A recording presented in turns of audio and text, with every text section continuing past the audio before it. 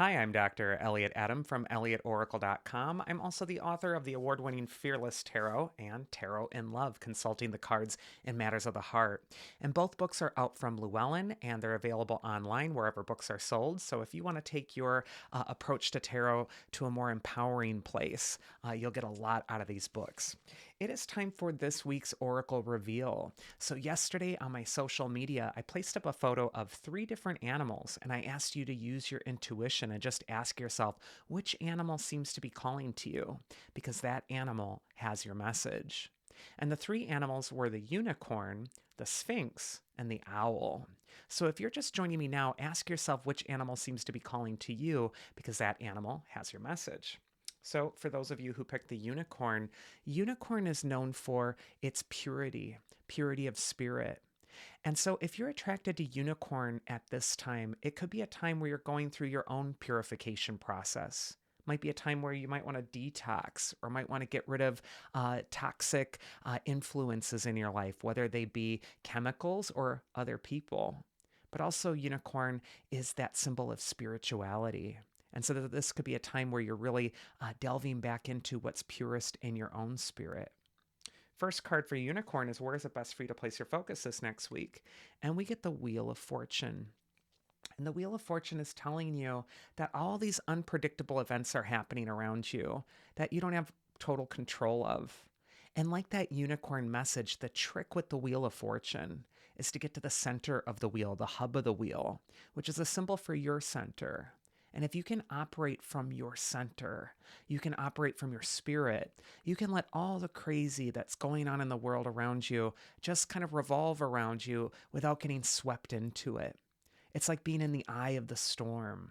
So I just kind of feel like this is a week for the unicorn to really get centered and maybe to detach from some of the drama that's going on the wheel. The next card is going to be advice from your inner wisdom. And we get another major arcana card, and it's the Tower. And the Tower is just saying that if you get on the wheel, if you get on that unpredictable wheel, if and you know the rim of the wheel, it can be a symbol for the external world, other people, their reactions to us, how they're going to act, what they're going to do, things you have no control over. Well, that Tower card will always come up when we're on a collision course with reality. The prisoners of the tower were prisoners of their own making. They're living in the tower and there's a big earthquake going on outside and they're like, la, la, la, everything's fine in here. I'm just going to stay where I'm at. I'm not going to worry about it. And then boom, the tower gets hit by that lightning bolt.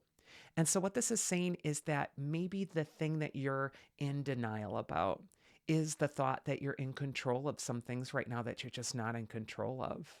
And maybe the best tactic for you is to find your spirit, to find your inner wisdom, to get to the hub of the wheel, to not get drawn into the calamitous drama that's going on with that Tower card right now. And then the advice that is going to be from a mythic archetype that's going to help you appropriately is Hestia. She's the goddess of the hearth and the home, but she's also the sacred, pure goddess. She's a virginal goddess. She can kind of stay centered, and she might be just saying that it's time for you to come home to yourself. There's also a little quote on the back of the card, and it says, I find home within myself and create sacred space in my life. And so I just feel with Hestia, she's inviting you to create a sacred space, to create something that's internal, to create something that's in you, that's aligned with your higher self, that isn't so dependent on what's going on outside of you, isn't so dependent on other people, their validation, or their actions. Instead, I just kind of feel like this is a spiritual quest time for the unicorn. So make some time to connect within. Next, we're going to go into the Sphinx animal spirit. And the Sphinx is the one who gives us the great riddles. The Sphinx is the creature of mystery in ancient Egypt. It's the creature of riddles in ancient Greece. But anytime we see the Sphinx, it could be a time when we're facing a dilemma, facing something that we need to solve or puzzle out. First card for the Sphinx is where is it best for you to place your focus this next week? And we get the powerful Queen of Swords. The Queen of Swords is a master at transforming the energy from feeling victimized by life to feeling victorious over it. And the Queen of Swords could just say that this is a time to be very systematic, calculating, logical with what's in front of you. It might also just be a time where you're not in your feelings too much, but instead you're doing what must be done.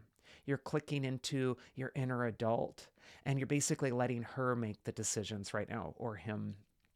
The Queen of Swords can also just indicate that it's time for you to seize your power again. It's time to get clear on what it is that you want. And it's also a time to act independently right now. The Queen of Swords is not afraid of working alone, doing something on her own. So, again, this could just indicate some independent mindset. The next card is going to be advice from your inner wisdom if you pick the Sphinx. And we get the Eight of Swords, which is a very opposite sort of energy from the Queen of Swords. So, number one, two swords cards this week can indicate for the Sphinx that this really is a time that you're puzzling things out in your mind. You're needing to use your logic and your reason to solve the problem in front of you. The Eight of Swords can be the ultimate victim card. It can be the card where you're kind of passive, hoping, wishing, waiting for something to get better. And your inner wisdom is saying, stop waiting. Be the Queen of Swords. Take charge. Don't be reactive to what's happening around you, but instead take the reins, take charge of it. This is a time to cut your bindings, cut away all the fears that have been paralyzing you up until now. And it's almost like I just get the feeling like for the Sphinx, you just got to do it this week and then worry about worrying about it later. So I just kind of feel like this is a time for you to just act, move forward, and don't equivocate right now. Don't pick this apart into a million pieces. And then the mythic archetype that's going to help you is Athena, Minerva, goddess of wisdom and necessary war. And her quote says, I allow my innate wisdom to filter into my daily life. And there's Athena there over my shoulder, as she always is. I feel like Athena could be that Queen of Swords archetype. She's really telling you, trust in your own competency, trust in your wisdom, trust in your ability to handle this, but also take charge. No one's coming to rescue you right now. No one's going to notice what you're needing and say, you know what, you really need this. Let me give this to you. Athena, the Queen of Swords, in opposition to that Eight of Swords, is telling you that you need to act in your own best interest. You need to promote your best cause. And if you do that, it's going to be the wise course of action. And also, whenever I see Athena, she is that quiet little inner wisdom voice that you might need to get silent to hear right now. And just trust that little nudging, that little advice that's leading towards your empowerment, because that is the voice of Athena, and she's going to be guiding your path. And then finally, we have the owl animal spirit. Would have been more appropriate if we had Athena for the owl, but that's how card pulls go. But owl is all about inner wisdom. Owl is also the animal archetype that sees in the dark, can see what other people cannot see, sees the blind spot that other people don't see. An owl is a magical bird. They're silent flyers. And some people in cultures in the ancient world were really suspicious of owls because they were suspicious of the night, what they couldn't see. It frightened them. But I like to think that a lot of people are suspicious of owls because owl can see what you don't want the owl to see. So if you're attracted to owl, trust what you're seeing with your own eyes. Know that you're looking at things very accurately at this time. And even if you're a little unnerving or unsettling to be around because of your wonderfully developed intuition, the owl is telling you that that is a gift that you're going to want to honor and cherish. First card for owl is where it's best for you to place your focus this next week. And we get the Eight of Coins reversed, Eight of Pentacles reversed. And this can be a symbol for overworking something, overdoing it, just kind of grinding, doing it over and over and over again. An Eight of Pentacles reverse can indicate that it's time to take a break. Or maybe if you're just kind of like trying to make something work so much and it just seems like it's not making any progress, this could be a time where you're putting that job to the side for now and switching to something else for the moment. I just kind of feel like a change in the energy needs to happen instead of just kind of grinding in a futile circle that you just keep reinforcing at this time.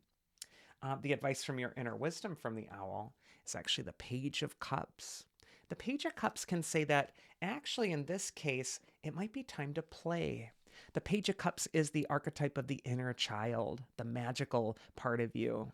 And I just kind of feel Eight of Pentacles reversed is such a serious card. It's like everything's so mundane. Everything is so just like a grind. And that Page of Cups is inviting you to remember the magic in your life, to play, to enjoy, to explore. Page of Cups can also just indicate that you're needing to delve into your sensitivity again, your feelings, your emotions. You might need to make time to feel your feelings. And if tears come, let them go. Because tears, sometimes they're needed. Sometimes they get rid of horrid, toxic feelings and chemicals in the body. And emitting them, it kind of is cathartic. It kind of releases things. I think that there's been a lot of stress around the owl. And I just kind of feel like you need to be a little kinder to yourself this next week. And yes, play. Find something that you enjoy to do. And the mythic archetype that's going to help you is the Titan Prometheus, the god of forethought. And his card says, I plan my future and take appropriate action in the present to attain my vision. And Prometheus, that's what his name means. Pro, which means ahead, and Metheus, it's like the wisdom, thinking ahead, the mind. And so it's time to think ahead. It's time also to have a little bit of insight into what you're needing that's in alignment with that Page of Cups energy. Maybe you're needing to see that you're headed toward a burnout, or that you've been so focused on something that has been such a grind that it's killing that magic in you. And you need to have a little bit of foresight and look ahead and see how that's going to look unless you make a necessary change. Could also indicate that you're starting to have some foresight about the kind of life you want to enjoy in the future. And I know that, maybe you'll just get done watching this video and it's not like your life immediately changes after that. Sometimes it takes time to leave a job or leave a life situation that you feel stuck in. But you don't have to be stuck there forever. And you can start to move pieces on the chessboard and start to change the energy right now. And so I just kind of feel like this is a time to think ahead. You're playing three-dimensional chess here, and Prometheus is going to help you look ahead and make that right decision. And that is this week's Oracle. I do hope you enjoyed it. If you do enjoy my oracles, please do subscribe to my channel on YouTube, and please share it with a friend if you found any of these messages useful. Also, liking and commenting also helps the community grow. I want to thank all of you for tuning in every week and listening to the oracles, and I do hope that you're going to have a wonderful week, whatever it is that you're doing, and I'll be here again next week, so do take care.